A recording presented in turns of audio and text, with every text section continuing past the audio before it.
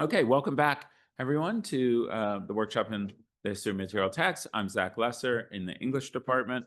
I organized the workshop with Jerry Singerman, Humanities Editor Emeritus at Penn Press, John Pollack of the Kislak Center, and Priya Namrath, who's our Bristol Schoenberg Fellow in the History of Material Text, sends out the emails, and we'll be passing around the sign-in sheet. Please do sign in.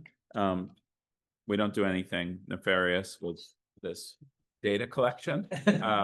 If you aren't on our email list but would like to be on it, just add your email to the sign-in sheet and you'll get a couple emails a week from Priya informing you of upcoming talks and other interesting events in the history of material text. If you're on Zoom, you should be able to go to our website at penmaterialtext.org and add yourself to the listserv, although for some reason that function only works if you're located in the US or your IP address is located in the US. So if you prefer, you can add your name and email address in the chat and Priya will put you on the email list. We're in the middle of our fall semester, almost, I think, exactly in the middle. We've had some great talks already, and we have some exciting ones coming up, including tonight. So as always, if this is your first time joining us, please do come back anytime you want. You can just drop in for any talk that catches your eye. There's no ceremony to stand on with attendance. If you're a regular, thank you. Everyone is welcome whenever they can make it. If you're on Zoom, please make sure to mute yourself. And during Q&A, use the raise hand function and we can call on you to ask your question live, or you can put your question or comments in the chat and Priya will surface them during Q&A. So today we're very happy to have Caroline Duroselle-Melish joining us. Caroline is currently the Andrew W. Mellon Curator of Early Modern Books and Prints at the Folger Shakespeare Library, a post she's held for a decade. Before that, she was at the Houghton Library, but she will soon, in less than a month, in like 23 days, be moving on to an exciting new position as head of the library at the Villa I Tatti, the Harvard Center for Advanced Research in Florence, which is amazing, and I know we'll all be looking to visit her soon. I know she'll be greatly missed at the Folger, but her new position will bring her closer to home, and also, importantly, less than an hour by fast train from Bologna, where the archives and museum of Ulisse Aldrovandi are located. Caroline's work has long concerned the world of Renaissance Italian science, and especially Aldrovandi, the great Bolognese naturalist. She recently spent 6 months at I Tatti, not directing everything, but enjoying the life of a scholar on fellowship there, a joy that I guess she has now deprived herself of from now on. And there she was working on this project on the Aldrovandi's woodcuts that she'll share part of with us today. So because I'm generally ignorant about the Italian Renaissance, I had never heard of Aldrovandi before about 2018, when I went to the museum of his materials with a 5-year-old boy who was blown away by the fossilized pufferfish, which is suitably inflated, and the other things in this Renaissance cabinet of curiosities, including narwhal tusks, which we talked about a lot, giant tortoise shells, crocodiles, and other delights. But my son was always strangely less interested than I was in exploring Aldrovandi's woodblocks. So you can see there too, but they don't have teeth. So I'm excited to hear from the world's expert on them in a minute.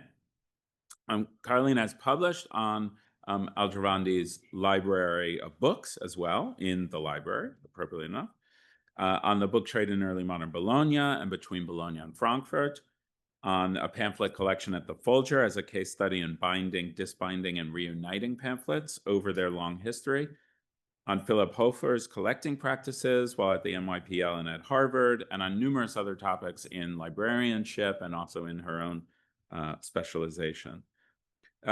The essay on pamphlet binding and disbinding was published in PBSA, and Caroline has also served as president of the Bibliographical Society of America in 2022, not when the article was published, so there was no nepotism involved.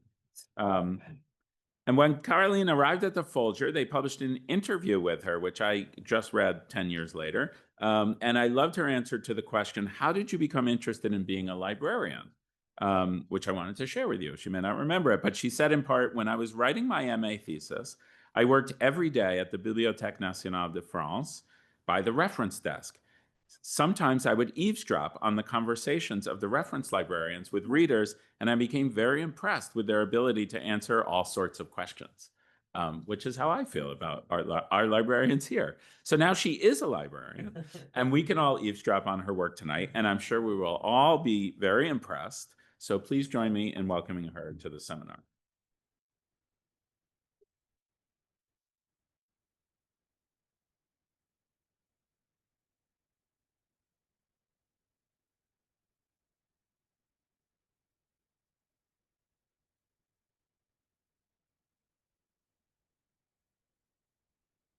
Can you see?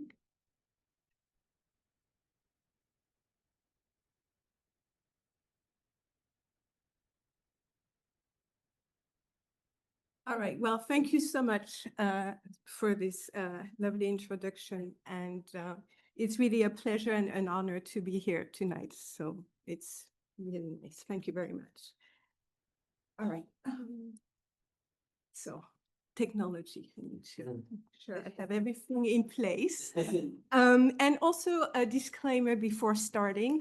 I wanted to include in my talk more images of drawings from Aldrovandi's collection, but the website is the web page is not working, so I apologize for this. And also, I used colored the copy in Bologna, copies of with hand-colored woodcuts of his volumes. So just not all copies, far from it, are hand-colored.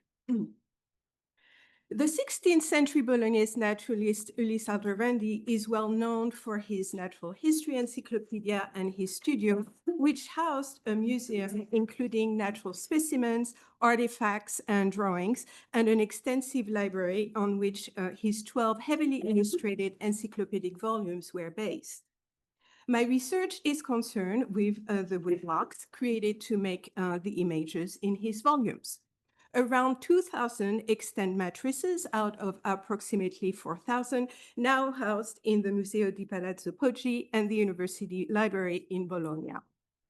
Aldrovandi's collection of woodblocks is not unique for its size. The Plantin Museum in Antwerp houses a collection of over 4,000 blocks in addition to copper plates. But it is uniquely valuable for the fact that it was made for a single publishing project and for its wealth of interpretative material extent. The great majority of the Aldrovandi blocks have now been digitized. While their digitization has given them greater visibility, they were not discovered recently. As a matter of fact, half of their collection has been on display, as Dax just mentioned, in the Poggi Museum since 1905. And here you can see the room where they have been on display since 1905, and an extension showing a large part of the collection, which has been added in the past 5 or 10 years. They have been discussed in the literature for sure, but solely in relation to Aldrovandi's collection of hand-painted drawings, of which they have been understood as mere copies. Rather than being hidden in a closet, these woodblocks have been in the shadow of the naturalist drawing collection with a somewhat similar result. Their understanding has also been hindered by the complexity of Aldrovandi's visual program, from drawings to woodblocks, which has often been thought of as a uniform project when in fact it was carried out over decades by multiple actors with different styles and different skills, often unable to collaborate with each other. Likewise, multiple actors were involved in the publication of the Naturalist Encyclopedia, which was far from being a monolithic project. The 12 volumes were published over almost a century, between 1599 and 1681.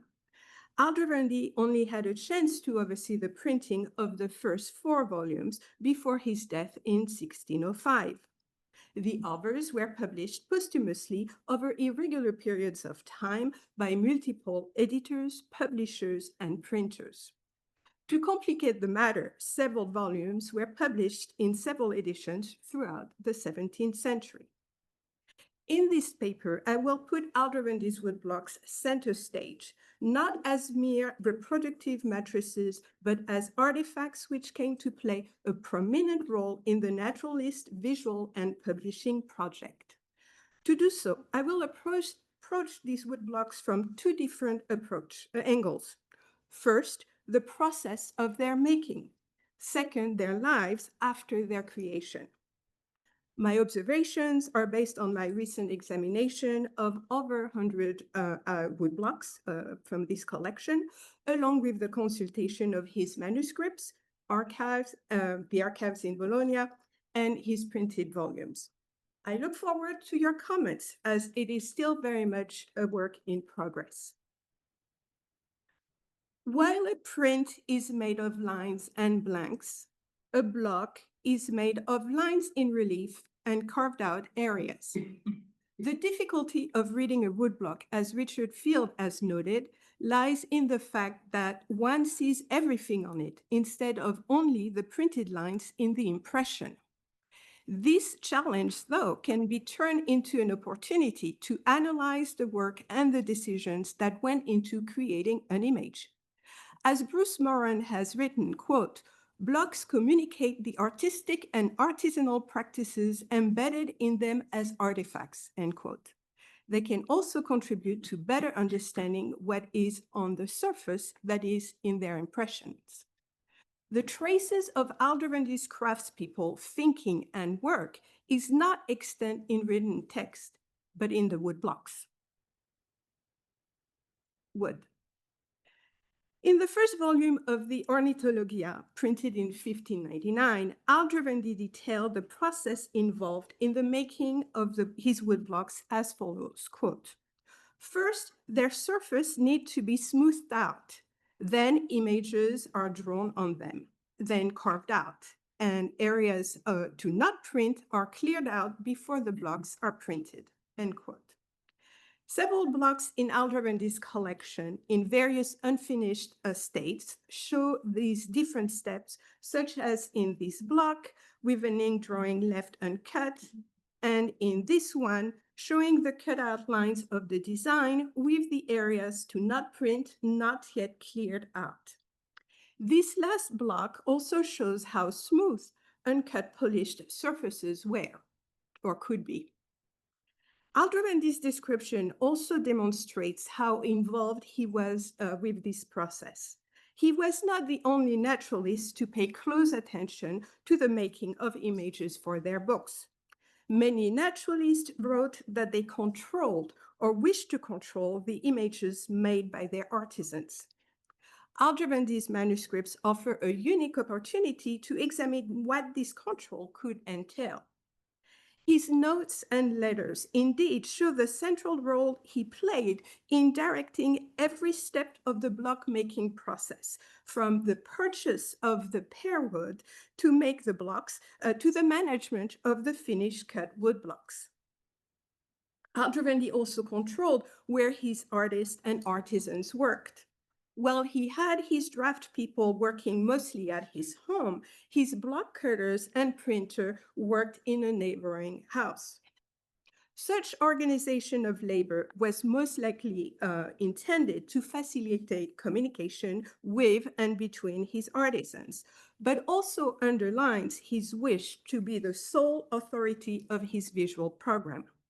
One evidence of this is the absence of artist monograms on the woodblocks. I have only found 2, both strikingly hidden, and I'm showing you one here. Likewise, Bruce Moran explains the disappearance of the cutter's monograms carved in the blocks for Andrea Mattioli's book by the iconification of the author, making the work of his craftspeople invisible. Yet, the image of Aldrovandi in full control of the making of his images needs to be nuanced. First, because he had to rely on the skills and expertise of his craftspeople to create the artifacts necessary to disseminate and promote his own work. Second, because the size of this project was too large for a single author. His known draftsmen include Giovanni Neri, Lorenzo Benini, and Cornelio Schwinz, among others. They made drawings either on paper or on blocks for him. Schwinn did both, although it isn't always clear in Aldrovandi's manuscript which type of drawings he made. They worked for Aldrovandi for various amounts of time, 40 years for Neri, 2 years for Benini, 5 to 7 years for Schwinn. The block cutters, Cristoforio Coriolano and his son or nephew, it's not clear, Giovanni Battista, worked for Aldrovandi for almost 10 years. Augusto Veneto is also mentioned as an occasional block cutter, and Aldrovandi may have hired others too. Overall, woodcuts in Aldrovandi's volumes were larger than in any other natural history books of the period and reflected his ambition to produce the largest illustrated natural encyclopedia ever published. Such a project had financial and artistic implications. It was not only the number of blocks to cut, which was ambitious. Their large size, half of the blocks were 12 inches high. And here you see how one block really, you could only print one block on a page and no text. And that happened a lot throughout his volumes. So this large size of the blocks meant that it required more time to cut them than smaller blocks. As the main and often the sole funder of his workshop, Aldrovandi struggled to support it financially. This lack of money, in turn, put a strain on his workers and may explain why Giovanni Neri stole some drawings and his other artists sought out work temporarily somewhere else or left his workshop. Aldrovandi's payments to Coriolano, his block cutter, were seasonal, from spring to fall, that is when the weather was more favorable to carve blocks, but they were also quite irregular. This must have affected Coriolano's work, who had to balance between periods of high activity and periods of idleness. Aldrovandi's blocks are made of pear wood, which is a wood of medium softness, ideal for cutting large images on the side grain. The naturalist purchased trunks of wood, which were then turned into polished blocks by a local wood carver. His manuscript notes show that the cost of this activity was reasonably priced, most likely because pear wood could be found locally. Aldrovandi relied on his draftsman Cornelio Schwinz to evaluate the polished blocks. This made sense for Schwinn to be involved at this stage, since wood could dramatically impact not only the cutting, but also the drawing on the block. Wood knots, for example, set the placement of the drawing on the block. And here you can see how the draftsman has drawn the branch around a wood knot. And here you can see how large it is on the back of the block. Drawing. The question of the drawings used to make an image on a block is a complex one. The sole function of the drawing on the block is to guide the cutting of the block cutter through lines and shading. Drawings on blocks in Aldrovandi's collection show the range of lines drawn for the block cutter, the cross shading of a bird wing, the range of curved parallel and cross-hatched lines to depict the scales and the head of a fish. Another group of blocks shows less finished drawings, leaving space to the block cutter's own interpretation, here, for example, of the monkey's fur. The relation between the designer and the block cutter, and also the designer's skills and their understanding of woodcutting, may explain these differences. Leonard Fuchs' famous woodcut of his artisans may also help understand the process. At the top, the draftsman on the right is making a model drawing of a plant on paper, while the one on the left is drawing on the block after the model on paper. The block cutter at the bottom is waiting for the two designers to be done to start his work. Drawings for woodblocks can be made directly onto the wood, or they can be made on paper, then transferred onto the blocks. Both methods were used by Aldrovandi's draft people.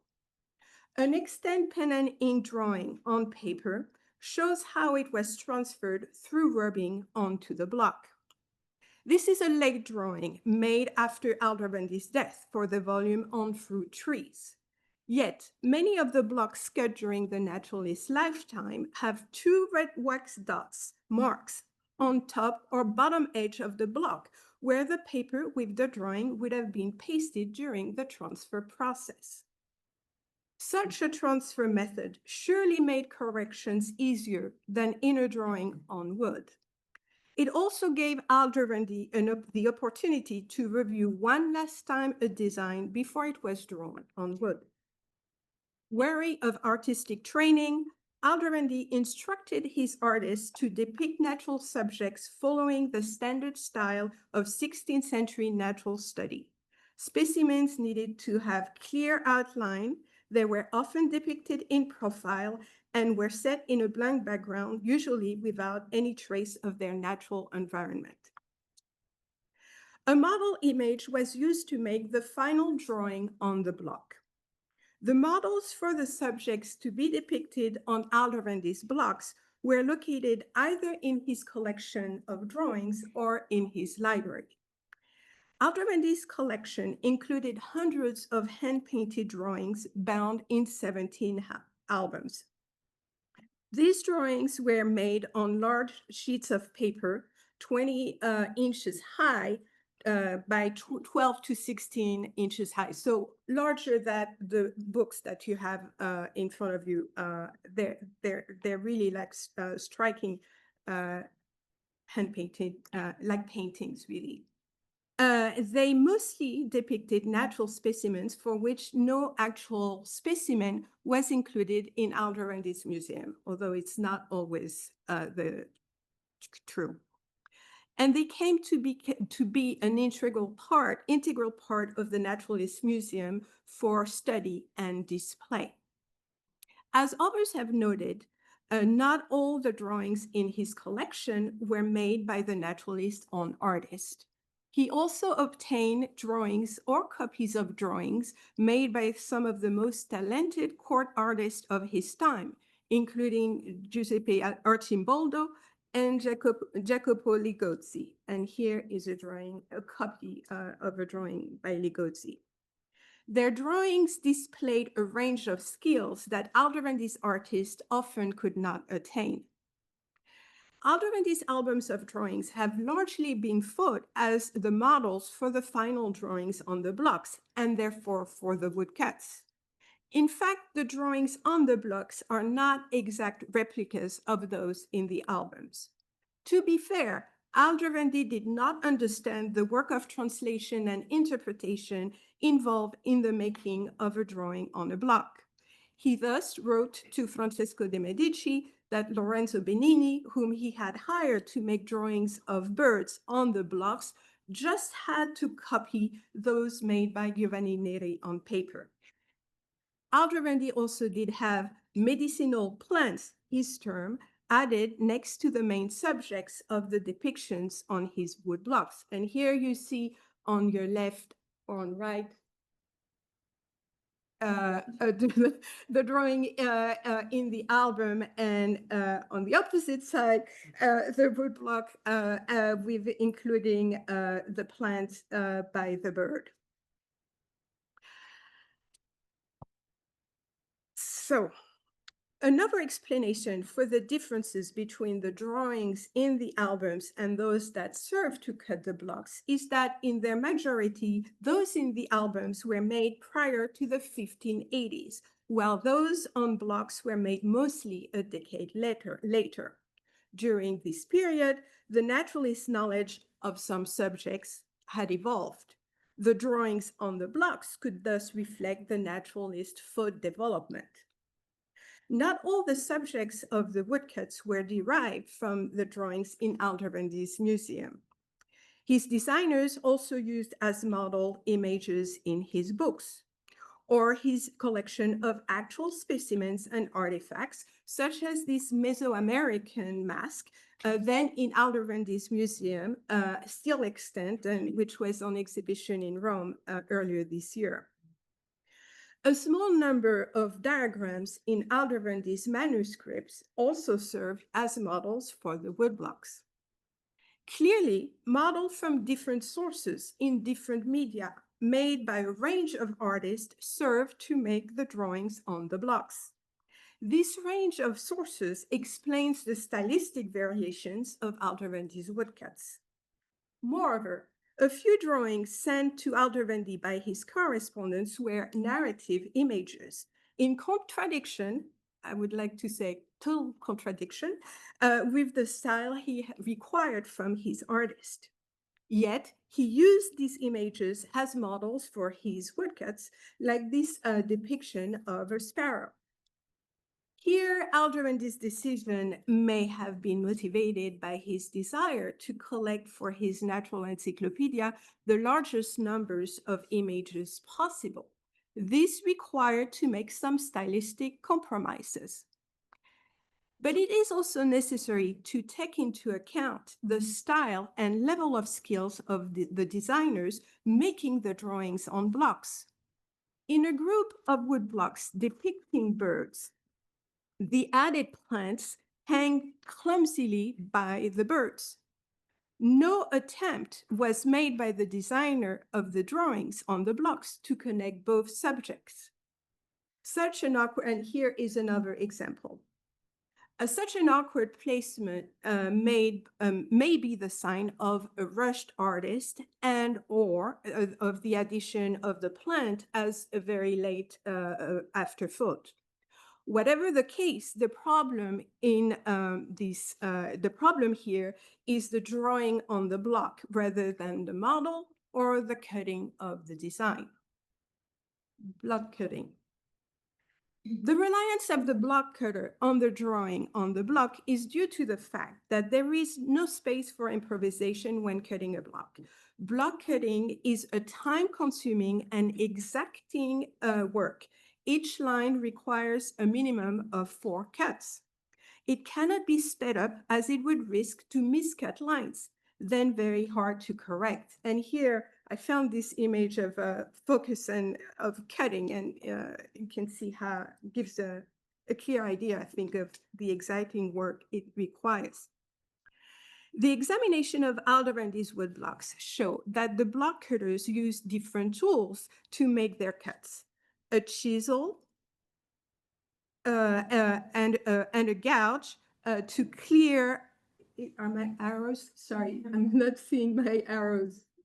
They're here. Okay. Yeah. So a chisel and a gouge to clear out recessed areas, and knives with different blades of different sizes to work on the design. And I think there is another one, but anyway, here you see the cuts and these different tools used for these cuts. The many knife trials on the back. And why isn't it moving anymore? The arrow at the bottom. Okay. Okay. Okay.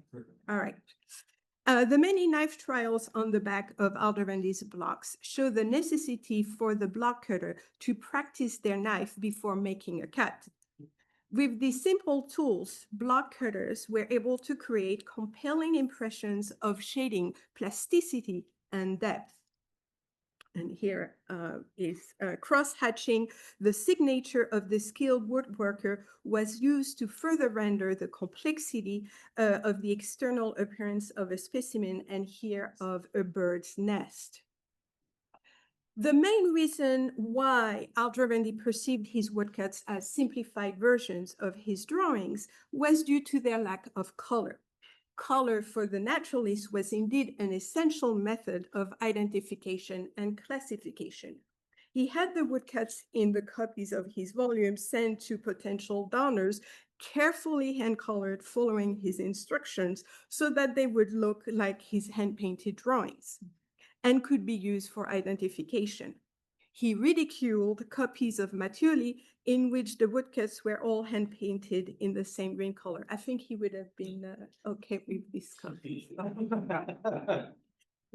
The carved blocks could not replicate the vivid color of the drawings. This is very clear here. But they did convey some sense of color through a range of lines, white on black to depict or suggest color and the reflected light of the plumage. Lozenge-shaped areas of various size and thickness were cut to depict fish, snake, and lizard scales. And here you have a lovely image too, of black and white cut. Aldrovandi's block cutters frequently cut lowered lines and lines dipping below the surface of the block, sometimes dramatically, to produce fainter and tapering lines in the impressions and creating chiaroscuro effects through the overlaying of lines. So here, I found this just striking. If you look at this, the dipping of the curved line here and these layers of small cuts to depict the shading in the tail of this fish. Printing. Printers struggled to get good impressions of Aldrovandi's blocks. First, they needed to bring the blocks up to the height with pieces of type laid on their sides, the impressions of which can be seen on the backs of many blocks. Even so, the raised lines and solid areas often failed to print as solid blacks. And here you see the snowy impression that is visible in many copies of Aldrovandi's volumes. Large recessed areas were always at the risk to be printed if the damp paper was sagging. To avoid this, block cutters always cleared out the voids to a greater depth in larger blank areas. But the crude deepening of some of these areas suggests that the printers themselves had to further deepen them. And I really do believe that this deep carving, crude carving was done in the print shop, and the same is visible in the Mattioli woodblock on the table. The blocks made by Augusto Veneto used a different solution. He left in relief parts of the recessed areas to prevent the paper from sagging. And of course, then the risk is that the printer would print and ink these areas, which actually is a great way to identify the woodblocks he made. In many blocks, but not all, the cleared out surfaces have been carefully polished without being perfectly evened out. Such a process would have taken some time with no apparent benefit for the impression. Some extant woodblocks of natural specimens at the Plantin Museum also have their lowered surface polished. Perhaps an explanation for these lies in the lives of Aldrovandi's woodblocks after their creation. While the primary function of Aldrovandi's woodblocks was to provide printed images in his natural encyclopedia, along the way, they became an integral part of his museum. Aldrovandi placed his woodblocks in his studio and set them into new relationships, arranging them on shelves or trays in cabinets in the various rooms of his museum and organizing them by size and subject in relation to other objects. So The woodblocks were actually spread out through different rooms in his studio. Such treatment of print matrices, either woodblocks or intaglio plates, in an early modern museum may be unique. The naturalist treated his blocks as valuable objects in their own right, celebrating his visual program and the effort that went into it. Within the context of their display, the smoothing out of Aldrovandi's blocks may have been intended for the blocks to look like an impression in relief. But I would go a step further to say that Aldrovandi's blocks are to this day sculptural objects in and on themselves. And when you look at them, you can understand why they were on display in a museum. And these are just also the light reflecting on the blocks can be quite stunning. And here you see a block of depicting a dog. And when I looked at it, the fur was almost moving. It was like a moire. It was really impressive. Aldrovandi planned on using his blocks as an information retrieval system to complete the writing of his manuscripts for the volumes not yet printed. He thus had his secretaries write brief descriptions of the specimens on the back of the blocks with references to his manuscript observations. He also had proofs of his blocks made, which in turn became part of his museum.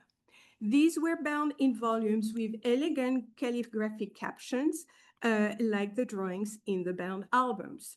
Carefully printed by hand, these impressions were as fine as drawings. But Aldrovandi sent their copies to potential donors and had some of them printed on silk for the Duke of Medici, and I would love to find these prints. The pen and ink lines correcting some of the subjects of the proofs, though, show that these impressions were also used for review and for correction. They were thus both proofs in the conventional sense and finished works in their own right, which could be used to elicit patronage.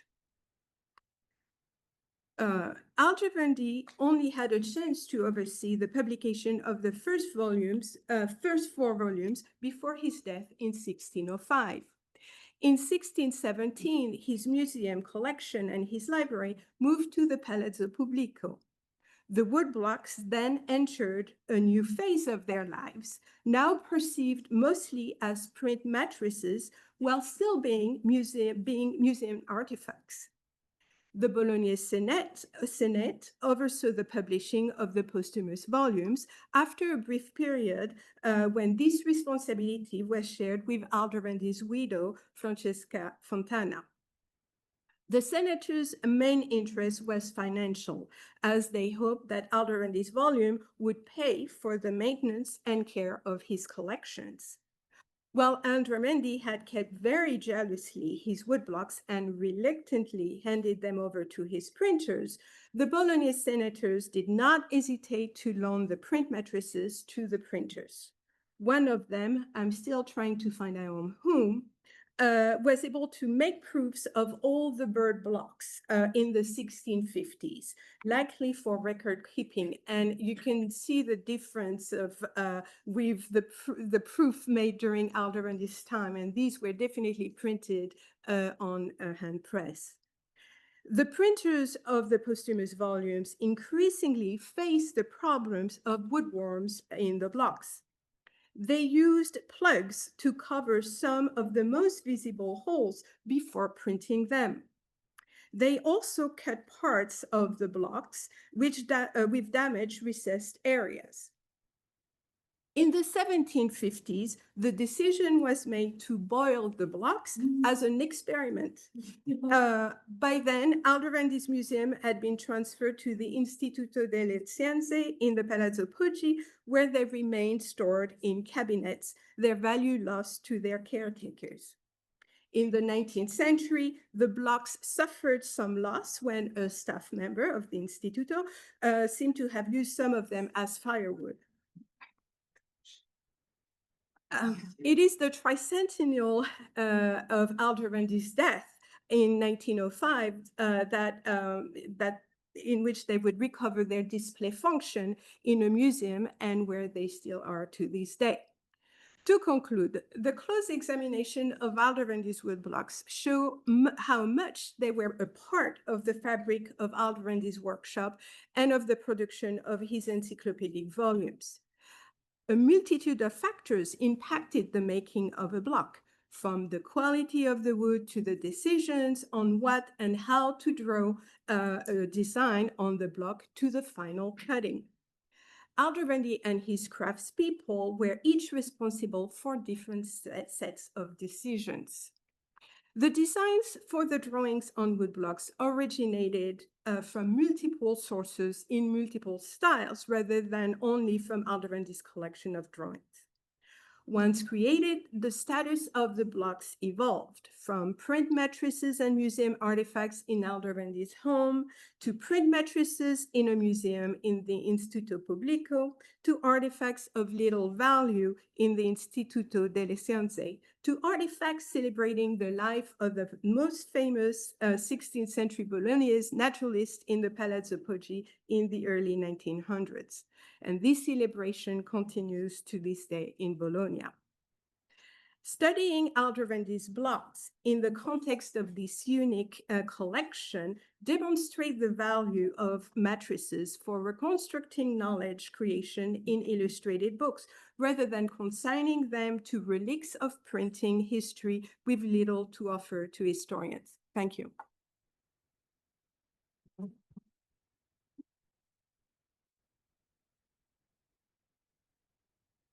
Thank you so much. That was wonderful. I had a question about, because I'm very interested in what you're saying about sometimes the drawing directly on the wood and sometimes transferring it. You had one where you had all three stages up. I don't know if you can go back a little ways. And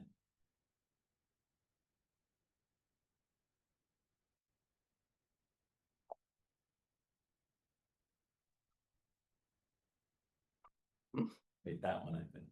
This one? No, not that one. There was one where you had all three, and you could see that the wood. No, maybe It was a bird. It was a bird, and you could see that I think we've lost that. But you could see that the wood cut was done in positive, right? You could see that they had copied directly onto the wood because the resulting print was a negative of the original. Then so because you have right. No, not that one, because it was different. We're gonna find it later. But you could see that the artist had copied the painting, must have copied it directly onto the wood because it was the same orientation. It's reversed. And then on others you have those red wax, which tells you that it was transferred. So are you able to see any pattern, like during his lifetime? Are they more likely to be done one way than the other? Later, are they more likely to be done a different way? Or are certain subjects more likely to be done? Birds maybe more likely to be drawn directly on the wood, and plants, I don't know why. But is there I'm just curious about what would govern that decision, which seems like such a fundamentally different way of creating the woodcut in one case or the other. I don't know, a certain artist liked one or the other.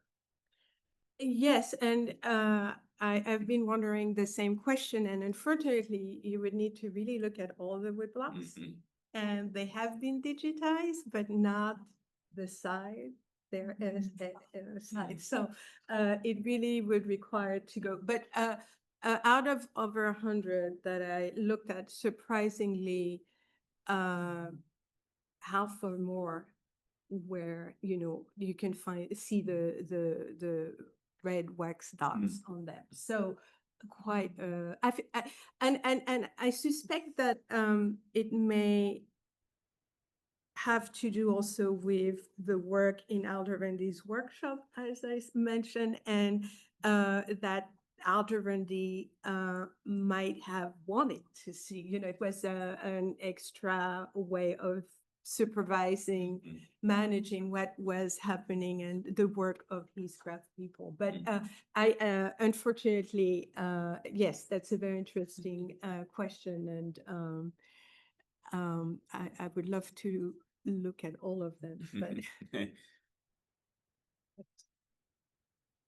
as an educational tool, do you have any idea for how long a period these were popular?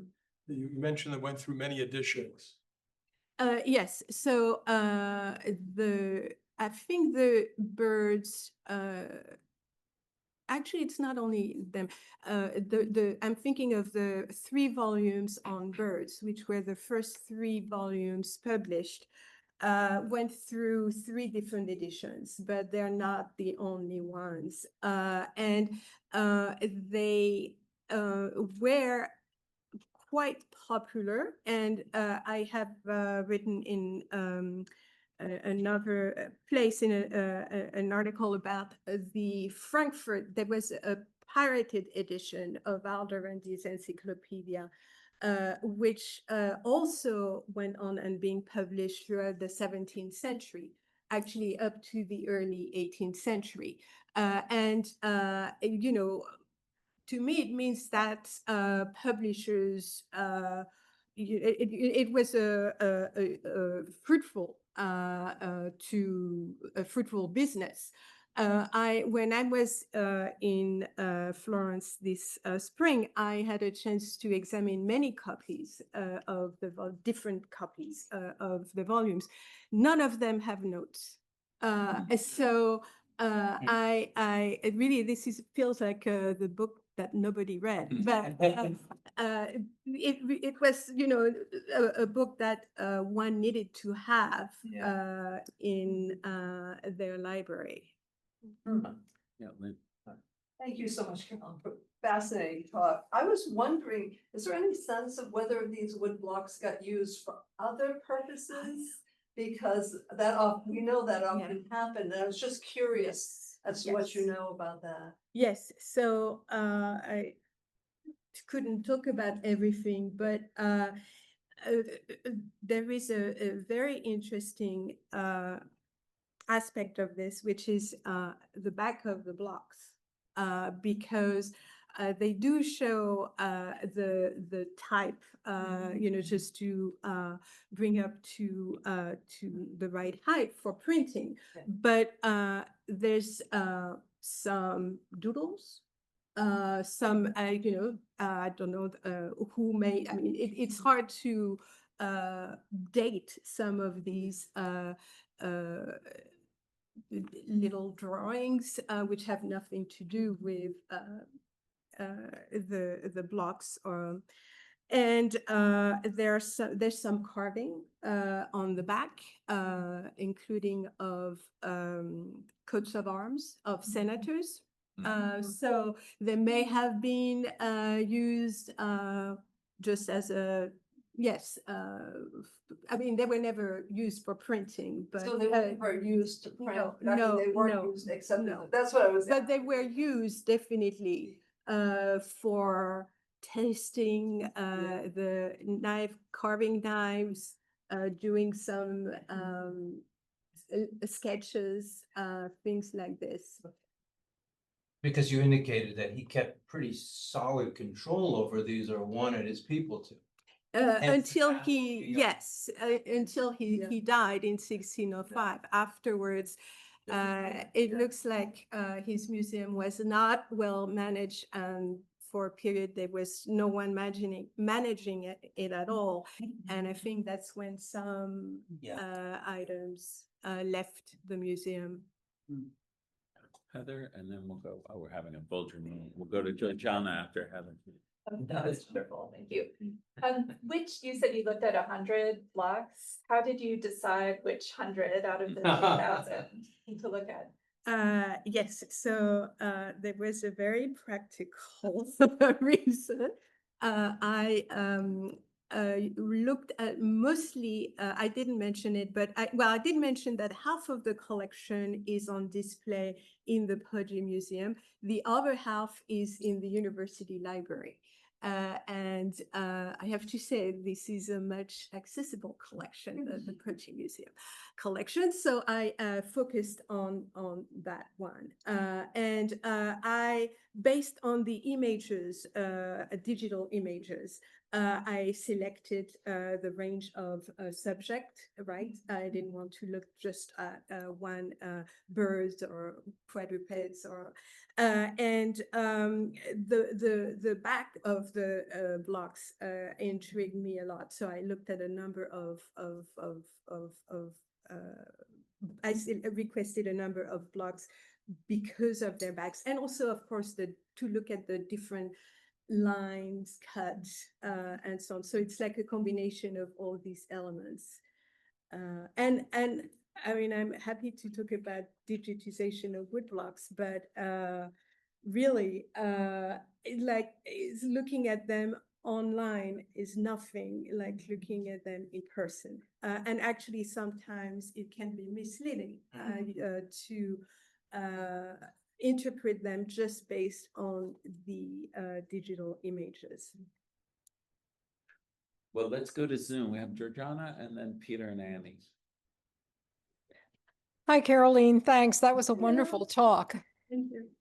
I'm interested in the coloring of a number of these volumes because the ones that you showed us were really beautiful, and I wondered what the sources were to get the colors correct in all of these, you know, natural specimens, whether animals or birds or plants. Yes, that's thank you, Georgia. That's very interesting and important question. So, you know, as some of the drawings I showed you and the colored woodcuts, well, so the colored woodcuts were based on the color in the drawings. Now, the question of the drawings and their color, it was a range. It really depends on the subject. Depending whether it was based on direct observation by Aldrovandi or his correspondence, or based on other images, and in many and also written descriptions. Again, it's a wide range of sources for the coloring too, but the colors was really color was really fundamental for Aldrovandi, and he wished he could have had copies of his copies of his encyclopedia, all hand colored. Maureen. Go ahead. Randy, say it loud. I'm for the heard you, Zach. Caroline, Hello. that was a wonderful talk. Thank you. Thank you so much. You talked about some of the being cut over a period of time, and you were saying that there was actually new information coming in. So they were, in some ways, you're sort of keeping up to date. And I was thinking of the relationship between what you were saying there and then Ruth Mortimer's great work on the Harvard libraries, where she's talking about almost exactly the opposite. She's talking about woodblocks that were made in the 1550s and were being reused in the 19th century, literally. So they were used for centuries, which have actually frozen the knowledge completely in the block, so to speak. So I'm just thinking about, you know, what's specific to woodblocks in that sense. They can do this double. You can make new woodblocks, obviously, but if you're doing sketches or something like that, the sketches can just be made all the time. The woodblocks, once they're there, have that absolute history in them. So there's two questions there. One is, what's the relationship between the period in which these woodblocks are being made over a time in history where things are changing quite rapidly, and then the notion that the earlier woodblocks are actually freezing knowledge at the moment in which they were made. Yes, thank you. So what I really meant was that between the time the drawings were made and the wood blocks were made, Aldrovandi's knowledge for certain subjects, such as I didn't have time to show the toucan, for example, changed. So if you look at his drawing of the toucan, his beak is closed, and then it's slightly open in the woodcut. And there was a lot of discussion on this among naturalists, or some discussion. So I didn't mean that the woodblocks were frozen in time, but it was just like their design was not copies or replicas of the drawings in the albums because of this foot development process. But this said, there is in Aldrovandi's collection a number of blocks showing which were not used, and showing corrections made by Aldrovandi. As you know, I mentioned the proof with the correction. Well, another block was often it's to correct lettering in anatomical depictions, but not only. And sometimes it's not clear why one depiction was not selected, and why another block was cut on the same subject. And the differences, it's not clear why this happened.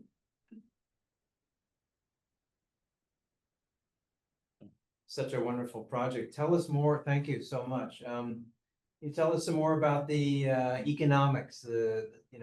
This is, I mean, there are a number of spectacular woodcut projects in the 16th century that, that you mentioned, and there's Vesalius and others, and always the money, the financing of this. But do we have any surviving sense of how he's paying his people, which it sounds like it's way more personal than like the plant in operation too. So questions I have about sort of the management and the money of this. Thank you. Yes, definitely. Thank you.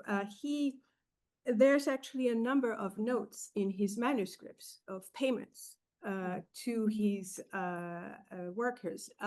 But really what comes back over and over is that the highest cost was the cutting of the blocks. It was the payment to the block cutter. Which is what Fuchs said, so it confirms that. Yeah.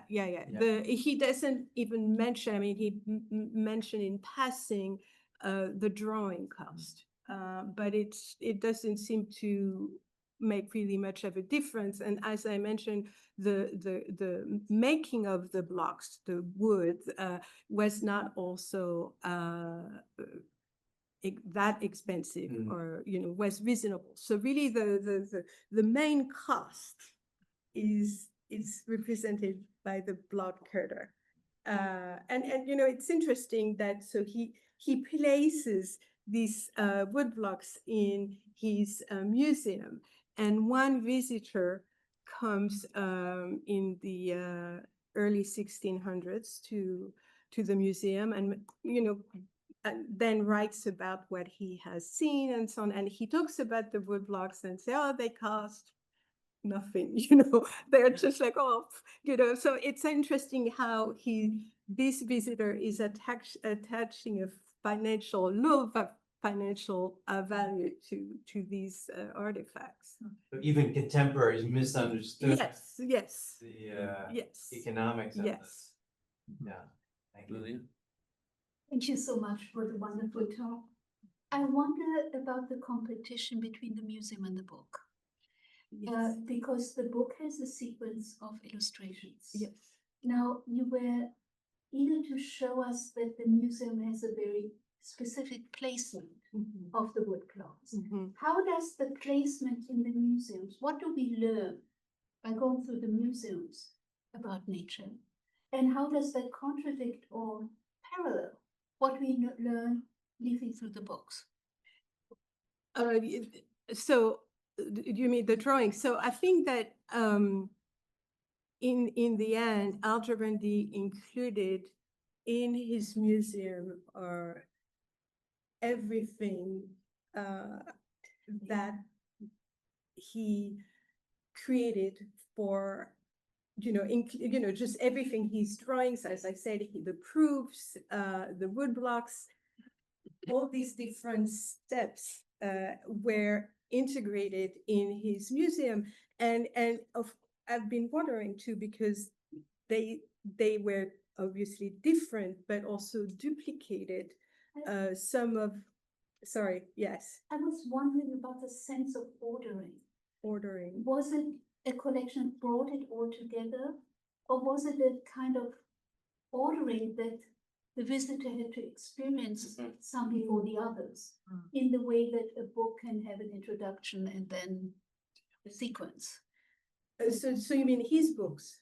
Mhm. So his books were in his library. So the library was a separate room in his studio where few people were invited. It was like there was the whole. Let me see if I can.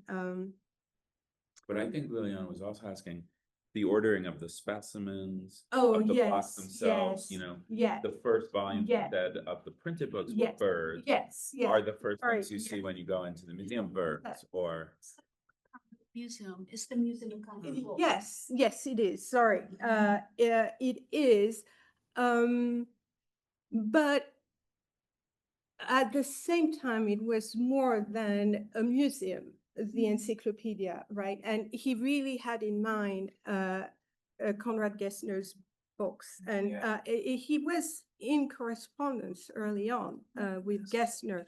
But Gessner was also, I don't know, competitor. I mean, someone he had to do better than Gessner. And I think he writes somewhere just that. He was and so the order of the volumes, the way they were printed, was not exactly, just evolved also with time. And it's interesting because he had many drawings of plants, for example, and those ended up being the last one being drawn on blocks. And to this day, many are still unfinished and were never cut. And his priority became, printing the volumes on subjects for which there were not already that much published. Or, I mean, there was, but like, for example, insects. He was one of the first to, which was published while he was alive, was a volume. There were few books on insects published at that time. So and he also wanted to publish his book, the book on stones early on, because again, it was a discussion, a subject that was coming and being discussed, and fossils was very important. So the order changed, and not necessarily in relation to the museum, but also along with what was published by his correspondents and in the world around him. I hope it answers your question. let's go to Jerry and then we'll go back to Zoom for Jessica. Yeah, thank you so much. I have two questions. I apologize if I missed your clarifying this. The books were published over the course of a century. Yes. He lived only the first four. Was everything completed before his death, or is there work that was done posthumously by other commissioners and other artists? And the second question, perhaps related or maybe not at all, so you said about half of the woodblocks are in the university library. How did that come about? And, you know, is there any order or reason to those that are in the museum versus those that are in the library? Yes. So to answer your first question, what is very interesting is that most woodblocks were prepared by the time Aldrovandi was, well, like over 3,000 or more Wow. were prepared by the time he passed away in 1605. So he really, it seems to me that he really focused the last decade of his life on the production of these woodblocks. Now he left many manuscripts in an unfinished state. And to this day, I think we have to review when we talk about Aldrovandi's encyclopedia. Yeah. I mentioned multiple editors were involved, and depending on the volume they were working on, they worked with more or less finished manuscript or completely unfinished manuscript. I mean, the book on Monster, there was no manuscript for it. You know, actually the woodblocks were sometimes very helpful for the editors. And you see notes saying, oh, there's a lot of descriptions of images based on the woodcuts and saying this was found in Aldrovandi's museum and so on. But you know, is it really Aldrovandi's? I mean, you know, to a certain point, you can argue, is it really Aldrovandi's encyclopedia? I mean, what is fascinating with the volumes, posthumous volumes, is that it really, like the printers and publishers, follow the same template as for the volume printed during his lifetime. It's exactly, and I've now collated all the different editions, and they are exactly the same. It's actually very boring to collate. They're exactly the same. So that was clearly followed. But as for the text, so this is a question that really remains to be studied and to be questioned.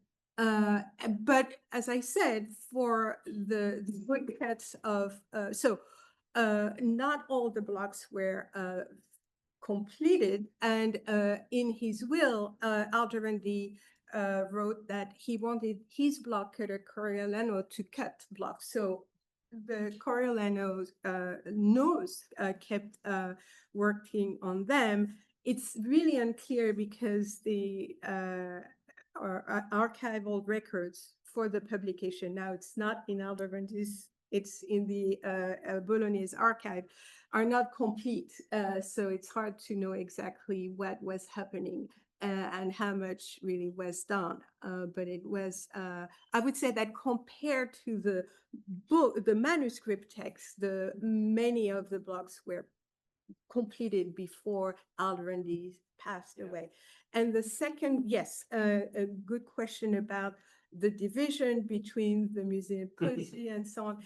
This happened in the 19th century during the unification of Italy, and in I'm sorry, I don't remember the date, but there was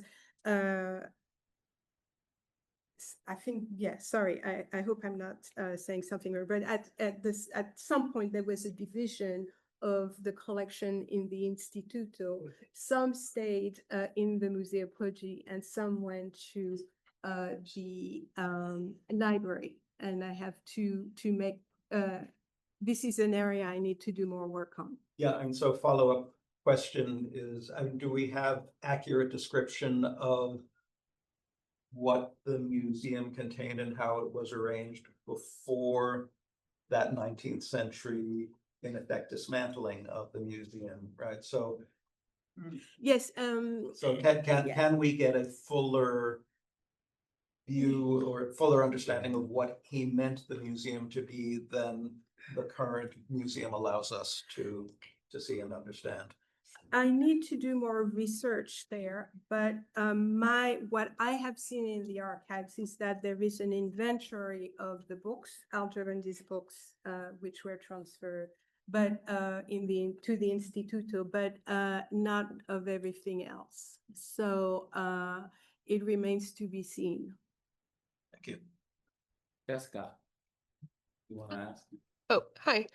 So thank you so much for that really intriguing talk.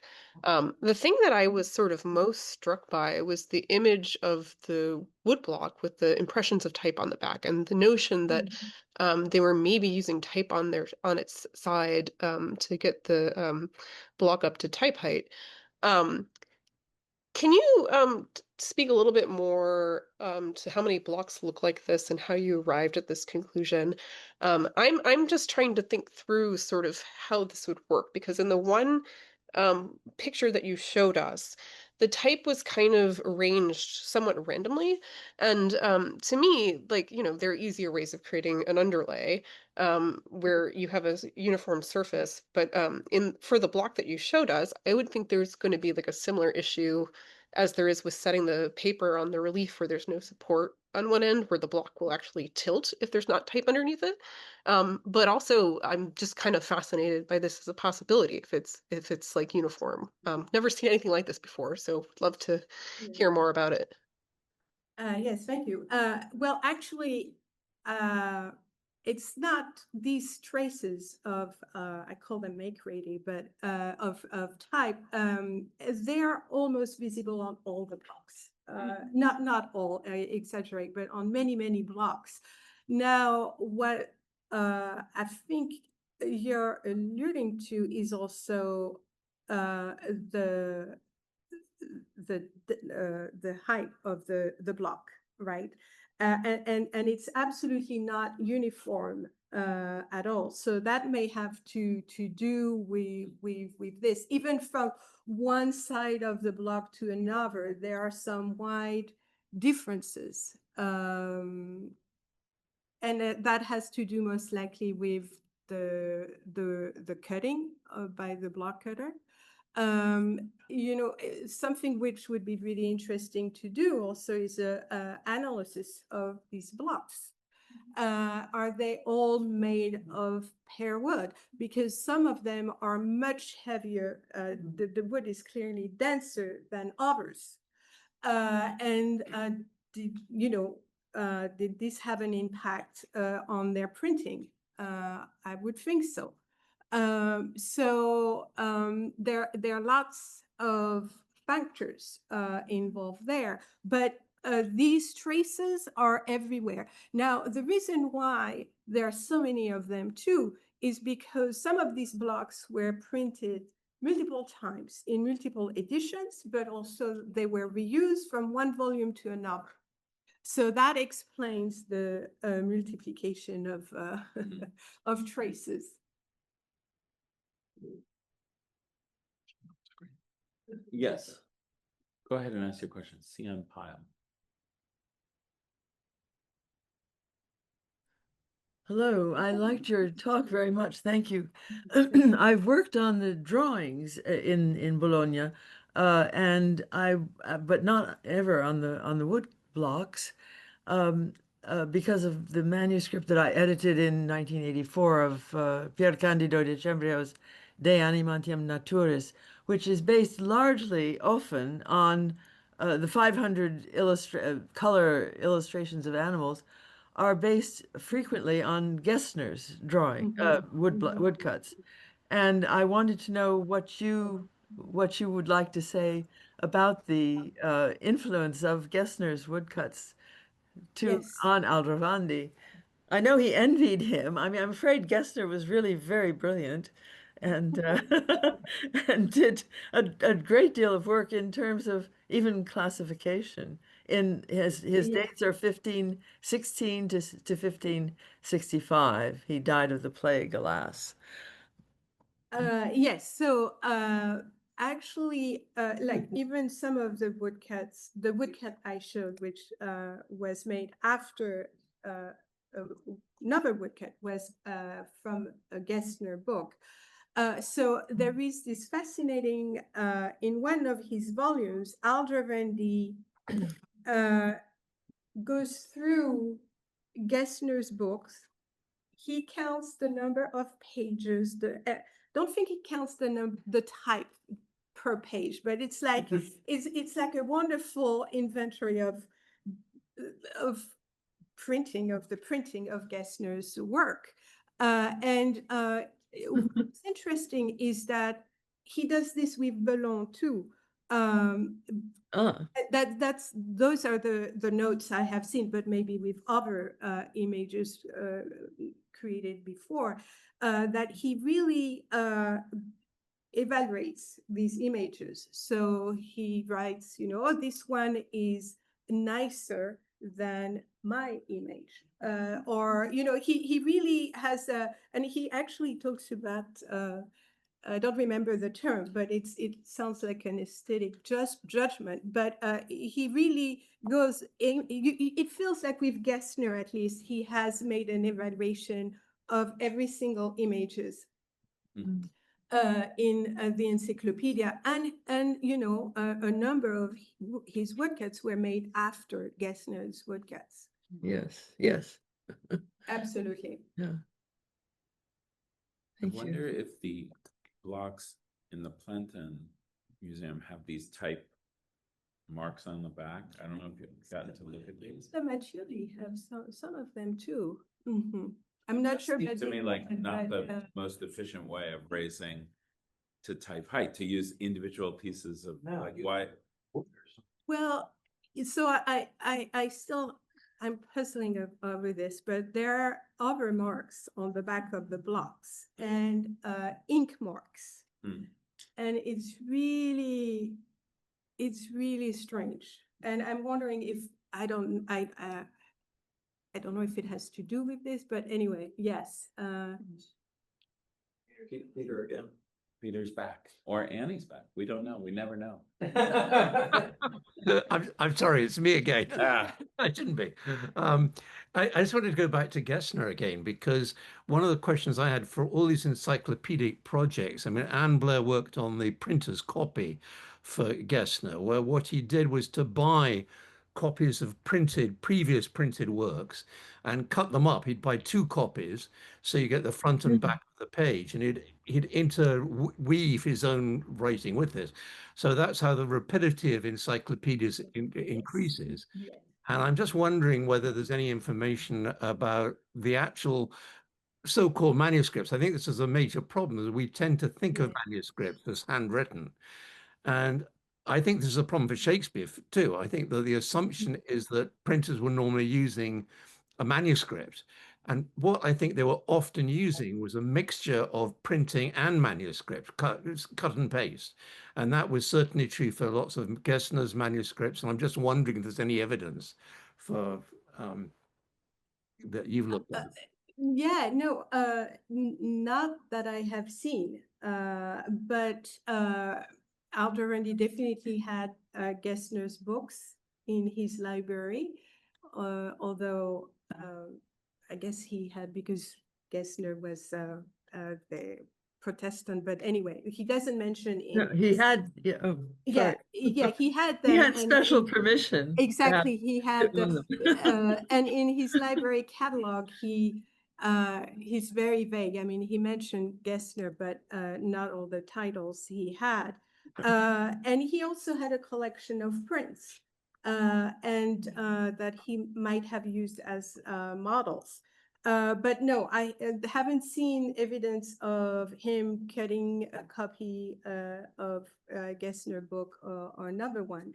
And actually, it's interesting because in his manuscripts, there are very few pasted images in them. You would think that maybe I don't know, I was thinking maybe there would be some, but no. It doesn't mean that you're right, they didn't exist and were used. This said, yeah. Can we ask Blair if boiling wood blocks is a good idea to get rid of bugs? Probably would be a good idea, but it would destroy the DNA, unfortunately. It's not a good idea for you. For me, no. Well, what is interesting is that I was reading that in the 19th century, I'm sorry, starting to lose my words, but the bird eye view, the blocks for the bird's eye view of Venice. Oh. They were put in a bath of arsenic. Yeah. So I don't know what you think of that. Sounds good to me. The poor people who were. Well, since you're starting to lose your words, we've worked you long enough. Why don't we conclude by thank you for that. Yes.